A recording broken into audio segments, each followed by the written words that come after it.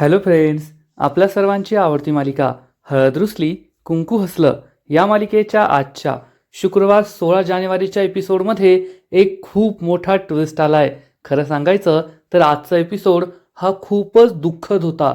कृष्णाला दुष्यंत आणि पूजाच्या नात्याविषयी समजलं आणि त्यानंतर ती चक्क घर सोडून गेली. दुष्यंत तिच्या मागे मागे गेला, तिला समजवण्याचा प्रयत्न करत होता, पण कृष्णाचा खूप मोठा विश्वासघात झालाय. ती खूप दुःखी झाली आहे, त्यामुळे तिने दुष्यंतचं काहीच ऐकून घेतलं नाही आणि त्याच वेळेस एका भरधाव गाडीने कृष्णाला उडवलं. कृष्णाचा मोठा अपघात झाला, तिच्या डोक्यातून रक्त व्हायला लागलं, डोक्याला मोठी दुखापत झाली.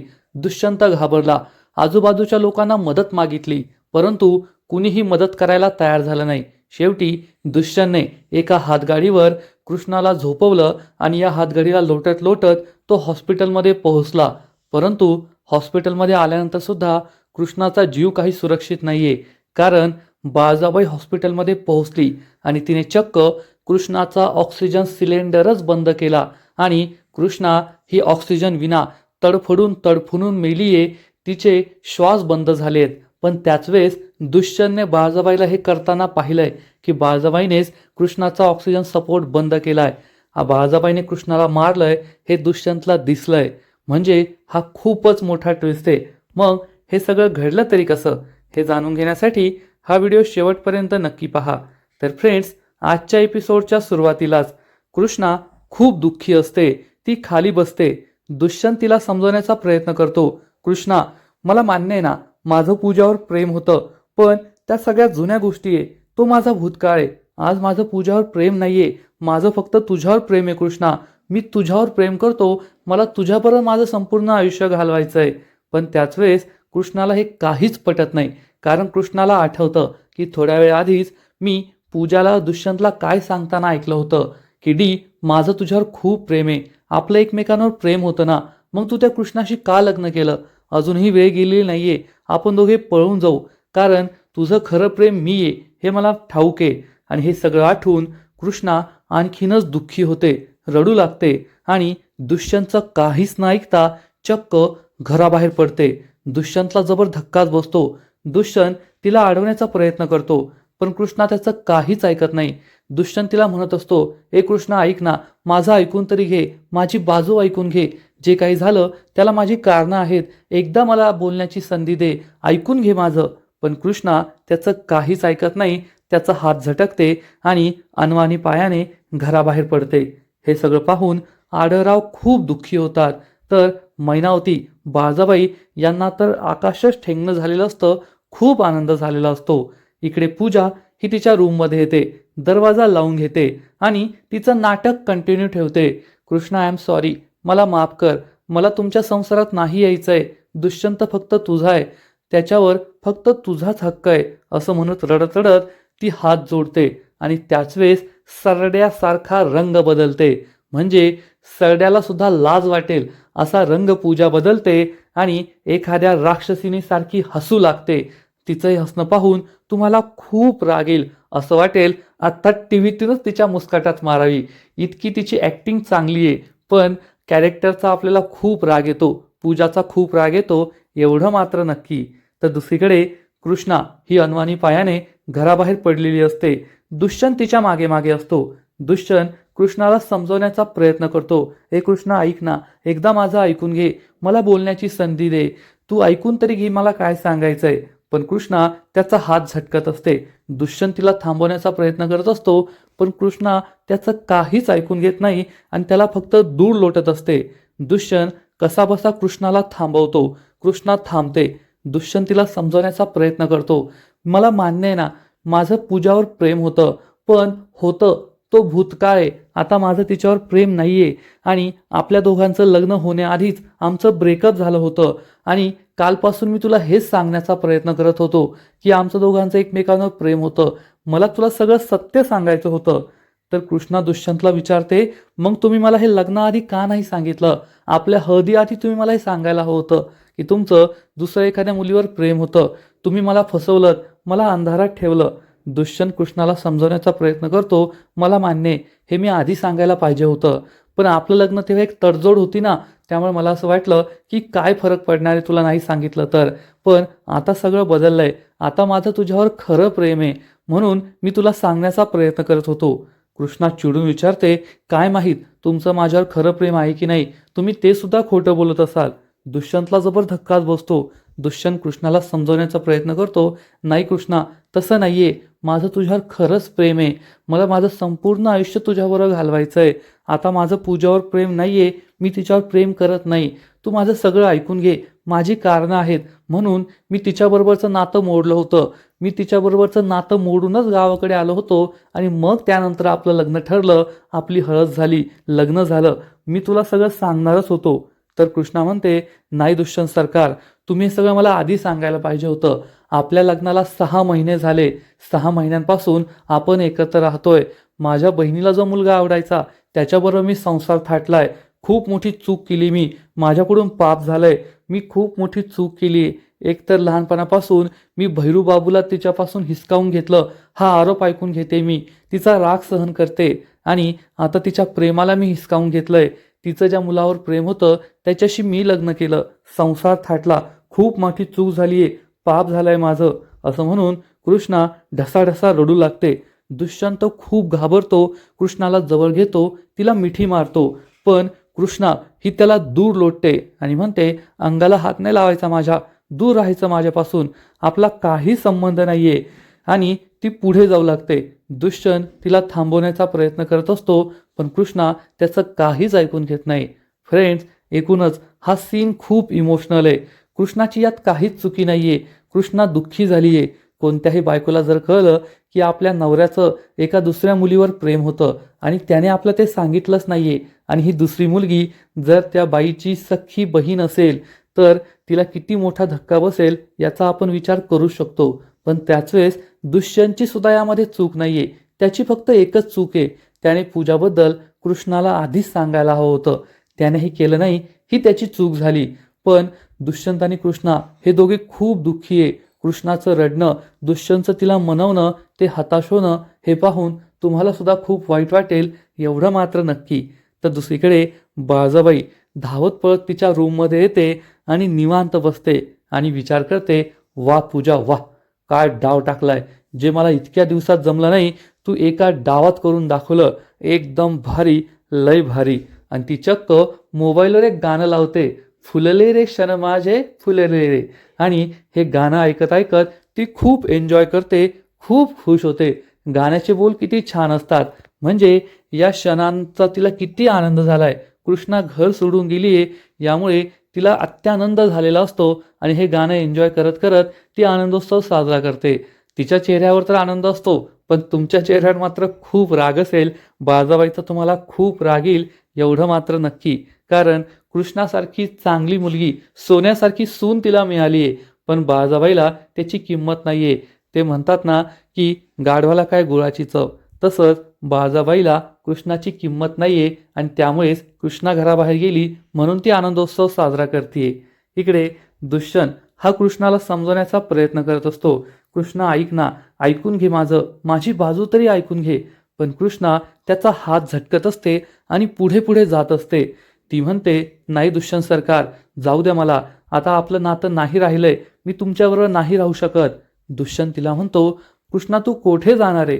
तर कृष्णा म्हणते, जाईल कोठे पण, जिथे वाईट भेटेल तेथे जाईल, पण आता मी तुमच्याबरोबर नाही राहणार, तुमच्या घरात नाही राहणार.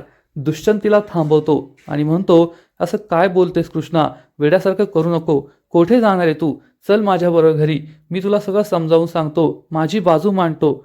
तर कृष्णा त्याला विचारते, कसली बाजू मांडणार आहे तुम्ही, काय समजून सांगणार आहात मला. नाही, मी आता इथे नाही थांबू शकत, तुम्ही जाऊ द्या मला, मला जायचंय, असं म्हणून ती दुष्यंतला दूर लोटते. कृष्णा आणि दुष्यंत हे दोघे रडत असतात, दोघे खूप दुःखी असतात. कृष्णा दुष्यंतला म्हणते, दुष्यंत सरकार, तुम्ही मला हे आधी सांगायला पाहिजे होतं. घरातील सगळ्यांसमोर या गोष्टी अशा आल्या. जर तुम्ही मला आधी सांगितलं असतं ना तर हे सगळं घडलंच नसतं. तुम्ही मला फसवून माझ्याशी लग्न केलंय. तुम्ही मला हे सांगितलं नाहीये. तुम्ही आता जे प्रेमाचं म्हणतात ना, तुमचं माझ्यावर प्रेम आहे, ते सुद्धा खोटं असेल.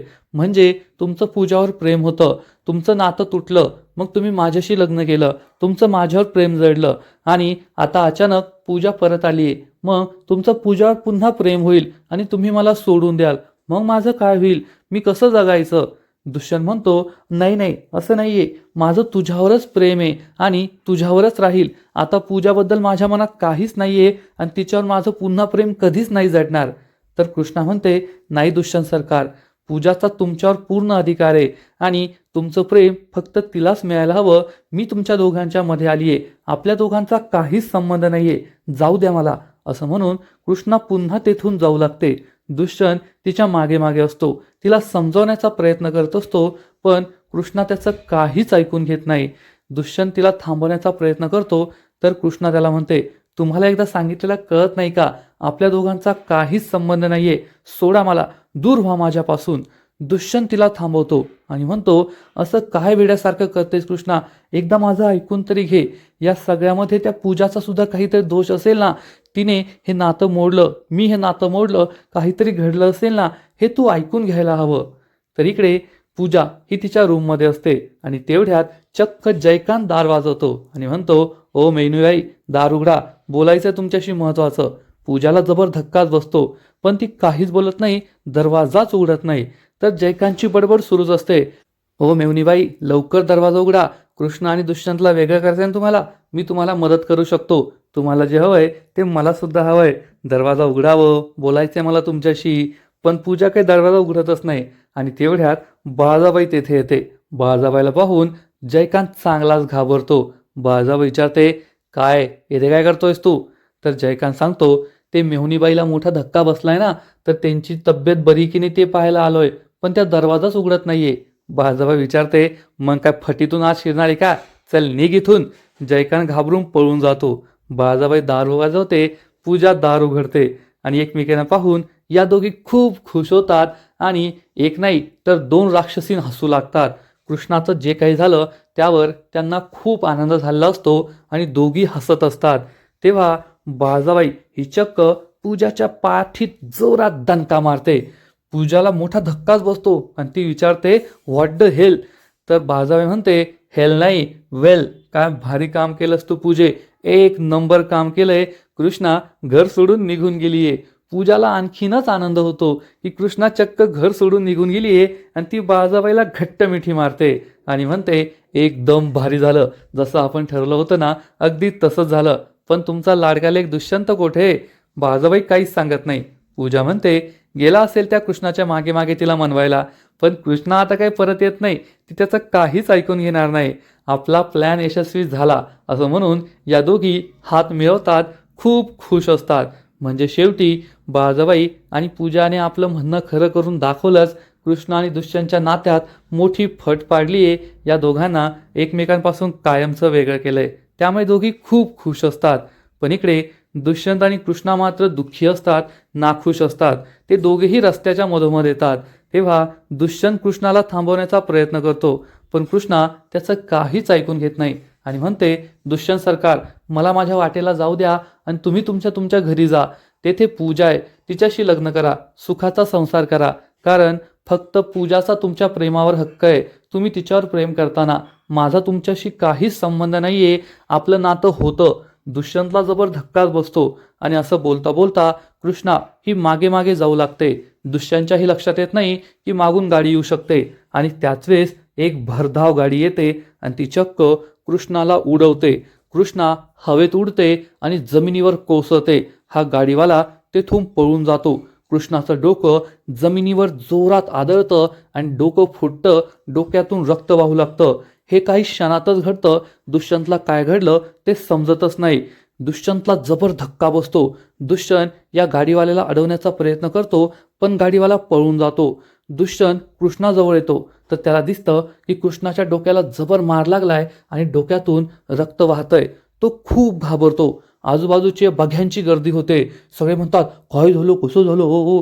पण कुणीही दुष्यंतला मदत करायला येत सुद्धा नाही. दुष्यंत म्हणतो, ओ दादा, लवकर गाडी काढा, ॲम्ब्युलन्सला फोन करा, मला मदत करा तिला उचलायला. परंतु सगळी माणसं तेथून पळून जातात, दूर होतात. दुष्यंत खूप चिडतो आणि म्हणतो, मदत करणार आहे. पण कुणीही त्याला मदत करत नाही. तसं विचार करायला गेलं तर कृष्णा ही पायी पायी निघाली होती. ती काय पुण्यापर्यंत नाही पोहोचली की तिला कुणीच ओळखत नाही तिथं आणि कुणीच मदत करत नाही. कृष्णा आणि दुष्यंत त्यांच्या गावातच होते आणि रांगणे पाटील हे तर गावातील सगळ्यात मोठं घराणं आहे, कुटुंब आहे. सगळे दुष्यंत आणि कृष्णाला ओळखतात. ठीक आहे, दुष्यंत शहरात राहतो, त्याला काही ओळखत नाही, पण कृष्णा ही तर गावची लाडकी ना. गावातील सगळे लोक तिला ओळखतात. गावातील लोकांसाठी कृष्णाने किती केलंय आणि त्या कृष्णाला इथे कुणीच ओळखत नाही. कृष्णाचा इतका मोठा अपघात झालाय पण तिला मदत करायला कुणी पुढे येत नाही. दुष्यंत फोन लावतो त्याच्या ड्रायव्हरला, आनंदादा लवकर इकडे या. पण दुष्यंतचा फोन सुद्धा वेळेवरच बंद होतो. म्हणजे जेव्हा गरज असते तेव्हा लोकही मदत करत नाही आणि घरच्यांना, नातेवाईकांना, मित्रांना फोन केला तर ते सुद्धा फोन उचलत नाही. म्हणजे फोनची बॅटरी सुद्धा डेड होते. हे एकूणच वेगळंच लॉजिक लावलं या सीनमध्ये. आणि कृष्णा ही जमिनीवर तशीच पडलेली असते. दुष्यंत तेथे एक गोळ्यावाल्याची गाडी असते, त्याच्याकडून बर्फ घेऊन येतो आणि कृष्णाच्या डोक्याला हा बर्फ लावतो जेथे जखम झाली आहे, म्हणजे रक्त थांबेल. दुष्यंतला काय कळावं ते कळतच नाही आणि त्याचा आक्रोश सुरू असतो. तो सगळ्यांना मदत मागतो पण कुणीच मदत करत नाही. तेवढ्यात दुष्यंतला एक हातगाडी दिसते. तो या हातगाडीवरील सगळं सामान फेकून देतो. ही हातगाडी मोकळी करतो आणि कृष्णाला चक्क या हातगाडीवर ठेवतो. तर इकडे बळाजाबाई टेन्शनमध्ये असते. आता कृष्णा घर सोडून गेली याचा आनंद तर तिला झालेलाच असतो, पण दुष्यंत अजून परत का नाही आला? त्याने कृष्णाला मनवलं तर नाही ना? म्हणून तो कृष्णाला पुन्हा घरी तर घेऊन येणार नाही ना? हाच विचार ती करत असते. खूप टेन्शनमध्ये असते. आणि त्याच वेळेस बळाजाबाई ही विचार करत असताना जयकांत आणि मैनावती तेथे येतात. जयकांत म्हणतो, बाळाजाबाई मला तुमच्याशी काहीतरी महत्त्वाचं बोलायचं आहे. म्हणजे त्याचे एक्सप्रेशन वेगळेच असतात. मैनावती सुद्धा तिला जाब विचारते. बाळाजाबाई विचारते काय झालं? तर जयकांत विचारतो, कृष्णाने हे घर सोडून जावं ही तुमचीच इच्छा होती आणि आज तुमची इच्छा पूर्ण झाली आहे. मग दुष्यंतच्या मेहुणीबाईंनी जो काही प्रताप केलाय, दुष्यंतचं आणि तिचं एकमेकांवर प्रेम होतं, हा किस्सा उघड झालाय. हे सगळं तुमचं तर कटकारस्थान नव्हतं ना? या सगळ्यामागे तुम्ही तर नव्हता ना? असं म्हणून जयकांत आणि मैनावती दोघेही बाळाजाबाईकडे संशयाच्या नजरेने पाहू लागतात. म्हणजे एकूणच आजपर्यंत ज्या बाळाजाबाईसमोर नजर उठून पाहण्याची ज्या जयकांतची हिंमत नव्हती, तो जयकांत बाळाजाबाईला जाब विचारतोय, तिला मोठे मोठे डोळे दाखवतोय. त्यामुळे बाळाजाबाईला सुद्धा आश्चर्य वाटतं की याची एवढी मोठी हिंमत कशी झाली, हा चक्क मला जाब विचारतोय. तर दुसरीकडे दुष्यंत कृष्णाला या हातगाडीवर झोपवतो आणि चक्क हातगाडीला धक्का मारत मारत हॉस्पिटलच्या दिशेने जात असतो. कृष्णा बेशुद्ध झालेली असते. तिच्या डोक्यातून रक्त वाहत असतं. दुष्यंत कृष्णाला म्हणतो, ए कृष्णा, डोळे उघडे ठेव, डोळे बंद करू नको. आपण हॉस्पिटलला जातोय, तुला काहीच होणार नाही, तू बरी होशील. दुष्यंत रडत असतो, कृष्णाला सावरत असतो. त्याचबरोबर या हातगाडीला धक्का मारत असतो आणि रस्त्यावरून येणाऱ्या जाणाऱ्या 4 चाक्यांना, 2 व्हीलर्सला, लोकांना तो थांबवण्याचा प्रयत्न करतो. ओ दादा थांबा ना, मदत करा ना, ॲक्सिडेंट झालाय, तिला हॉस्पिटलमध्ये न्यायचंय. परंतु कुणीही त्यांना मदत करत नाही. खरं सांगायचं तर आजच्या जगाची हीच अवस्था आहे. माणुसकी पूर्णपणे मेली आहे आणि कुणीही कोणालाही मदत करायला तयार नाहीये. मी यात अडकलो तर, मला काही नुकसान झालं तर, मला दोषी धरलं तर, या भीतीने लोक एकमेकांना मदत करत नाही, अपघातस्थळी मदत करत नाही, ज्यामुळे अनेक लोकांचे जीव जातात एवढं मात्र नक्की. आणि दुष्यंतला सुद्धा तोच अनुभव येतो. बिचारा दुष्यंत कृष्णाला हातगाडीवर हॉस्पिटलपर्यंत नेण्याचा प्रयत्न करतोय, पण कुणीही त्याला मदत करत नाही. सगळे लोक तेथून निघून जातात, बघ्यांची गर्दी करतात, पण त्याला कुणीही मदत करत नसतं. त्यामुळे दुष्यंत खूप दुःखी होतो. जीवाच्या आकांताने तो कृष्णाला हॉस्पिटलपर्यंत नेण्याचा प्रयत्न करत असतो, या हातगाडीला धक्का देत असतो, परंतु कुणीही त्याच्या मदतीला धावून येत नाही. सगळेजण त्याच्याकडे दुर्लक्ष करतात आणि तेथून पळून जातात. कृष्णा ही बेशुद्ध पडलेली असते, निश्चित पडलेली असते. एकतर तिचा मोठा अपघात झालाय आणि हा अपघात ती डोक्यावरच पडलीये. मग डोक्यातून किती रक्तस्राव झालाय आणि या अपघाताचा परिणाम काय होईल? जर ती वेळेवर हॉस्पिटलला नाही पोहोचली तर काय होईल याची खूप भीती वाटते, एवढं मात्र नक्की. तर फ्रेंड्स, एकूणच आजचा हा सीन, आजचा हा एपिसोड खरंच खूप दुःखी होता. कृष्णाला जबर धक्का बसलाय, त्यामुळे ती घर सोडून गेली. दुष्यंतने तिला समजावण्याचा प्रयत्न केला, परंतु कृष्णाने त्याचं काहीच ऐकून घेतलं नाही आणि याच रागाच्या भरात तिचा मोठा अपघात झालाय आणि आता कृष्णाचा जीव सुद्धा धोक्यात आहे. तर दुसरीकडे दुष्यंत तिला हॉस्पिटलमध्ये नेतोय. मग तो तिला वाचू शकेल की नाही हे तर पुढील एपिसोडमध्येच कळेल. कारण पुढील एपिसोडमध्ये आणखीन मोठा ट्विस्ट येणार आहे. कारण दुष्यंत हा कृष्णाला घेऊन हॉस्पिटलमध्ये पोहोचेल तेव्हा कृष्णाचा इलाज सुरू असेल, तिची ट्रीटमेंट सुरू असेल. पण त्याच वेळेस बाळजाबाई तेथे येणार आणि आपल्या दुष्यंतचा तर बाळजाबाईवर पूर्ण विश्वास आहे. त्यामुळे बाळजाबाईला दुष्यंत हा कृष्णाजवळ ठेवेल आणि बाहेर निघून जाईल औषधं आणायला कदाचित. आणि तेव्हा बाळजाबाई ही कृष्णाकडे पाहून म्हणेल, कृष्णे, ज्या दिवशी तू माझ्या दुष्यंतची बायको बनून माझ्या घरात आली ना, त्याच दिवशी तुझी जीवनरेषा पुसली गेली होती आणि आज तो दिवस आहे. आता तू नाही वाचणार, मी तुला मारणार. असं म्हणून बाळजाबाई चक्क कृष्णाच्या ऑक्सिजन सिलेंडरची जी नळी असेल त्या नळीवरच पाय देणार आणि या नळीतून कृष्णाला ऑक्सिजन मिळू देणार नाही. त्यामुळे कृष्णा तर ऑक्सिजन सपोर्टवर आहे, म्हणूनच कृष्णाचा जीव गुदमरायला लागेल आणि कृष्णाला ऑक्सिजनच मिळणार नाही आणि ती चक्क तडफडून तडफडून मरणार, तिचा जीव जाणार. त्याच वेळेस दुष्यंत हा कृष्णाच्या रूममध्ये येत असेल आणि जेव्हा बाळजाबाई हा कांड करत असेल, ती कृष्णाची ऑक्सिजनच्या नळीवर पाय ठेवत असेल, तिचा जीव घेण्याचा प्रयत्न करत असेल, त्याच वेळेस दुष्यंत तेथे येणार आणि बाळजाबाईला हे सगळं करताना तो पाहणार आणि विचारणार, आई हे काय करतेस तू? बाळजाबाईच्या पायाखालची जमीनच सरकेल. तिचा विश्वासच बसणार नाही की दुष्यंतने आपलं हे करताना पाहिलंय. आपण कृष्णाचा जीव घेत होतो, तिच्या ऑक्सिजन पाईपवर पाय ठेवत होतो, हे दुष्यंतने पाहिलंय. मग बाळजाबाई ही आपला पाय तर या नळीवरून काढून घेणार, पण तोपर्यंत या मशीनवर जे काही इंडिकेटर्स आहेत ते सगळे झिरो झालेले असतील. कृष्णाचा जीव गेलाय. ऑफिशियली तांत्रिक पद्धतीने कृष्णा मेलीये. पण हा ऑक्सिजन सिलेंडर पुन्हा सुरू केल्यानंतर, ऑक्सिजनचा सप्लाय पुन्हा सुरू झाल्यानंतर कृष्णाचे प्राण परत येतील का? दुष्यंत हा डॉक्टरांना बोलवेल, डॉक्टर ट्रीटमेंट देतील, पण कृष्णा ही जिवंत होईल का हे पाहणं खूपच इंटरेस्टिंग असणार आहे. पण आता दुष्यंतला कळलंय की जे काही झालंय ते बाळजाबाईने केलंय. बाळजाबाईमुळेच कृष्णाची ही अवस्था झाली आहे. मग आता कृष्णाला जसं पूजाचं सत्य समजलंय तसं दुष्यंतला बाळजाबाईचं सत्य समजणार का? या आजपर्यंत कृष्णावर अनेकदा जे जीवघेणे हल्ले झालेत त्यामागे बाळजाबाई होती. बाळजाबाईचं खरं रूप हे दुष्यंतला समजणार का? हे सगळं पाहणं खूपच इंटरेस्टिंग असणार आहे. तर फ्रेंड्स, आजचा जो एपिसोड होता तो तुम्हाला आवडलाय का? ही मालिका तुम्हाला आवडते का? नक्कीच कमेंट करून सांगा. आणि आता पुढे काय होईल? कृष्णा ही जिवंत राहील का? तिचा जीव वाचणार का? कृष्णा जर वाचली त्यानंतर शुद्ध आल्यावर ती काय करेल? ती पुन्हा एकदा रांगणे पाटलांच्या घरी येईल का? दुष्यंतला आणखी एक संधी देईल का? हे पाहणं इंटरेस्टिंग असणार आहे. तर तुम्ही सुद्धा ही मालिका पाहायला एक्सायटेड आहात ना? नक्कीच कमेंट करून सांगा.